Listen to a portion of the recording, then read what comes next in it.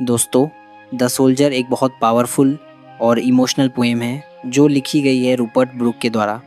ये poem first world war के time में लिखी गई थी, जब युद्ध चल रहा था, और इसमें एक सोल्जर अपने देश इंग्लैंड के लिए अपनी भावनाओं को बयान करता है। हम बिहार बोर्ड क्लास 12 के इंग्लिश रेनबो टेक्स्ट बुक का एक इम्पॉर्टेंट चैप्टर कवर करेंगे, the soldier by Rupert Brooke. ये पोएम पैट्रियटिज्म का एक शानदार एग्जाम्पल है, मतलब अपने देश से प्यार। इसका मैसेज इतना गहरा है कि आज भी स्टूडेंट्स और रीडर्स इसे दिल से कनेक्ट करते हैं।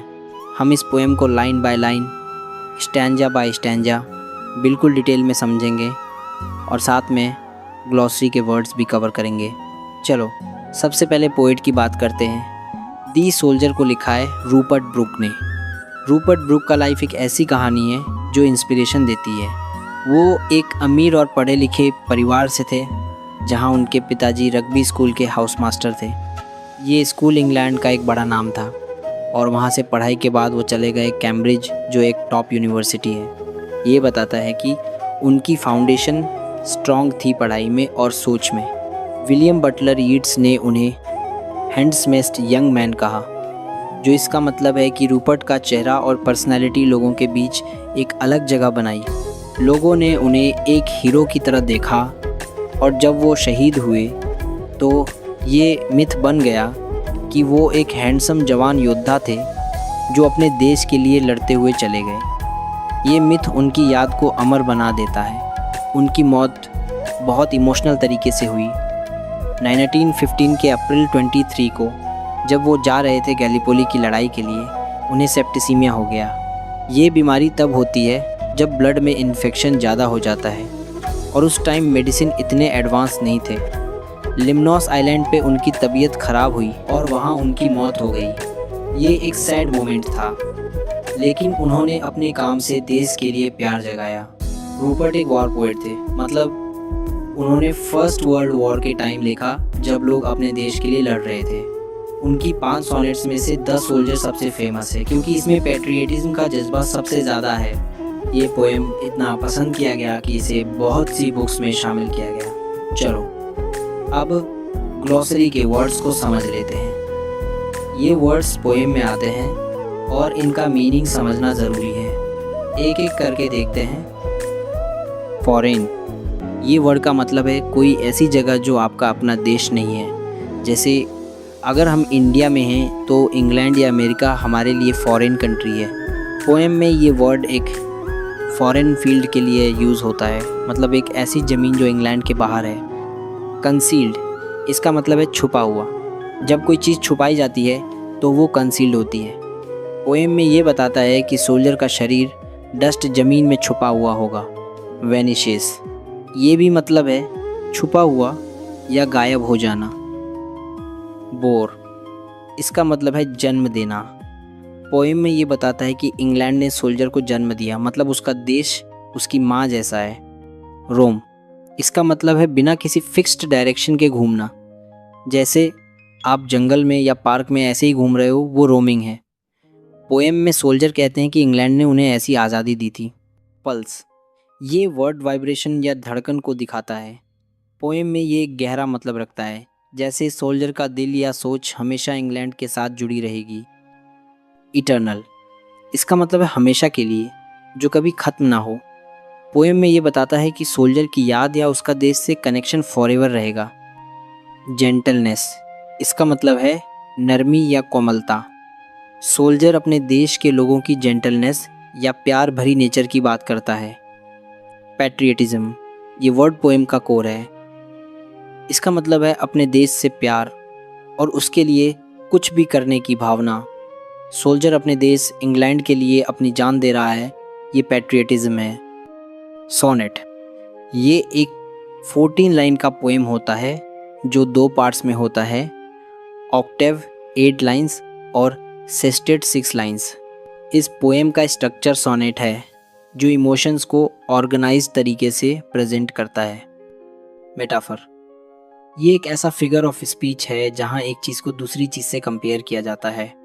जैसे रिचर डस्ट का मतलब सोल्जर का शरीर है, जो इंग्लैंड से भी प्रेशियस है। अब ये वर्ड समझ लिए, तो चलो पोएम की तरफ बढ़ते हैं। दोस्तों, ये पोएम एक सोनेट है, मतलब 14 लाइंस का पोएम जो 2 पार्ट्स में बनता है। पहले 8 लाइंस ऑक्टेव और बाद में 6 लाइंस सेस्टेट। ये पोएम पैट्रियटिज्म का जज्बा जगाता है और एक सोल्जर के दिल से निकली भावनाओं को दिखाता है। चलो एक एक स्टैंजा और उसकी हर लाइन को डिटेल में समझते हैं। Stanza 1, if I should die think only this of मी।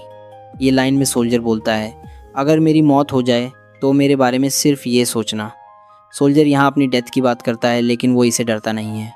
वो कहता है कि उसकी याद को एक खूबसूरत तरीके से याद करना। That there is some corner of a foreign field. Soldier कहता है कि कोई फॉरेन फील्ड मतलब विदेश की ज़मीन का एक छोटा सा हिस्सा होगा। ये फील्ड कोई बैटल फील्ड हो सकता है जहाँ वो लड़ते हुए मरा। That is for ever England. There shall be, वो कहता है कि वो छोटा सा हिस्सा हमेशा इंग्लैंड का होगा।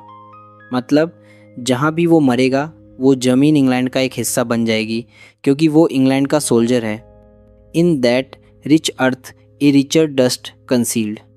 यहाँ रिच अर्थ का मतलब है फर्टाइल या प्रेशियस ज़मीन, और रिचर डस्ट का मतलब है सोल्जर का शरीर जो मिट्टी बन जाएगा।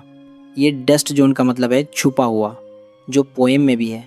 सोल्जर के शरीर की मिट्टी को इंग्लैंड से भी ज़्यादा प्रेशियस बताया है। A dust whom England bore shaped made aware.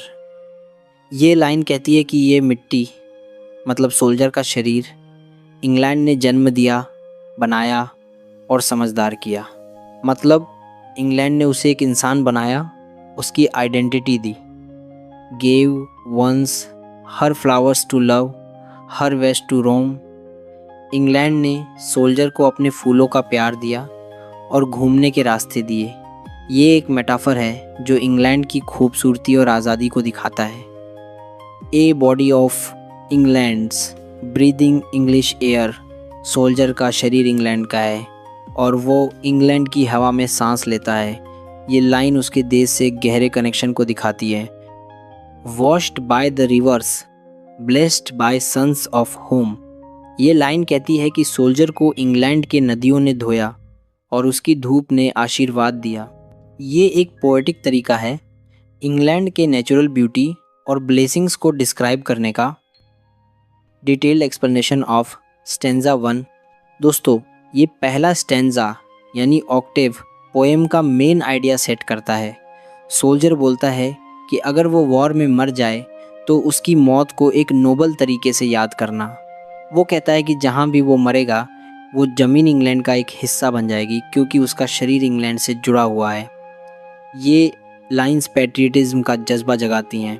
Soldier अपने देश को एक माँ की तरह देखता है, जिससे उसने जन्म लिया, प्यार लिया और ज़िंदगी के मज़े लिए। ये एक इमोशनल और प्राउड मोमेंट है जहाँ सोल्जर अपने देश के लिए अपनी जान देने को रेडी है। रिच अर्थ और रिचर डस्ट का मेटाफर बताता है कि सोल्जर का शरीर जो मिट्टी बन जाएगा इंग्लैंड से भी ज़्यादा कीमती है, क्योंकि वो उसका हिस्सा है। ये स्टैंजा सोल्जर के सैक्रिफाइस और देशभक्ति को ग्लोरीफाई करता है। Stanza 2, and think this heart all evil shed away. Soldier कहता है और सोचो ये दिल जिसमें से सारी बुराई निकल चुकी है। ये लाइन स्पिरिचुअल है, मतलब सोल्जर का दिल अब प्योर और पवित्र हो चुका है। A pulse in the eternal mind. No less ये लाइन कहती है कि सोल्जर का दिल एक वाइब्रेशन या धड़कन है जो हमेशा के लिए इटर्नल माइंड में है। इटर्नल माइंड का मतलब है एक बड़ा यूनिवर्सल कॉन्शियसनेस जिसमें सोल्जर की याद हमेशा रहेगी। Gives somewhere back the thoughts by England given. Soldier कहता है कि वो इंग्लैंड के दिए हुए विचारों को वापस देगा। मतलब जो भी उसने इंग्लैंड से सीखा वो उसकी याद में ज़िंदा रहेगा। Her sights and sounds dreams happy as her day. ये लाइन इंग्लैंड के खूबसूरत सीन्स, आवाज़ों और खुशहाल सपनों की बात करती है। सोल्जर के दिल में ये सब यादें हैं। And laughter learned of friends and gentleness. Soldier कहता है कि उसने दोस्तों से हंसी सीखी, और जेंटलनेस या नरमी भी। ये इंग्लैंड के सोशल लाइफ और प्यार भरे कल्चर को दिखाता है। In hearts at peace under an English heaven. आखिर में सोल्जर कहता है कि ये सब यादें शांत दिल में हैं जो एक इंग्लिश स्वर्ग के नीचे हैं। ये लाइन इंग्लैंड को एक परफेक्ट पीसफुल जगह के रूप में दिखाती है। Detailed explanation of stanza 2। ये दूसरा स्टैंजा यानी सेस्टेट पोएम को एक स्पिरिचुअल और इमोशनल कंक्लूजन देता है। सोल्जर कहता है कि उसका दिल अब प्योर है और वो इंग्लैंड के साथ एक इटर्नल हमेशा के लिए कनेक्शन रखता है। पल्स इन दी इटर्नल माइंड एक बहुत गहरा थॉट है। ये बताता है कि सोल्जर की सोच और यादें कभी नहीं मरेंगी, वो हमेशा इंग्लैंड के साथ रहेंगी। सोल्जर इंग्लैंड के कल्चर, नेचर और लोगों के प्यार को याद करता है, जैसे उसके दोस्तों की हंसी और gentleness. Last line under an English heaven England को एक स्वर्ग जैसा बनाती है जहां सोल्जर का दिल शांति में है। ये स्टैंजा सोल्जर के सेक्रीफाइस को एक नोबल और अमर चीज़ के रूप में दिखाता है, जहां वो अपने देश के लिए हमेशा जिंदा रहेगा। दोस्तों, द सोल्जर एक ऐसा पोएम है जो दिल को छू जाता है। ये पैट्रियटिज्म, सेक्रीफाइस और अपने देश से प्यार का गहरा मैसेज देता है। सोल्जर अपने देश को एक माँ, एक घर और एक स्वर्ग के रूप में देखता है और उसके लिए अपनी जान देने को रेडी है। हर लाइन में उसका प्यार और प्राइड झलकता है।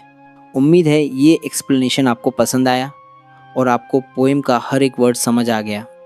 अगर आपको ये वीडियो पसंद आई तो लीगेसी लर्नर्स को लाइक, शेयर और सब्सक्राइब करना ना भूलना।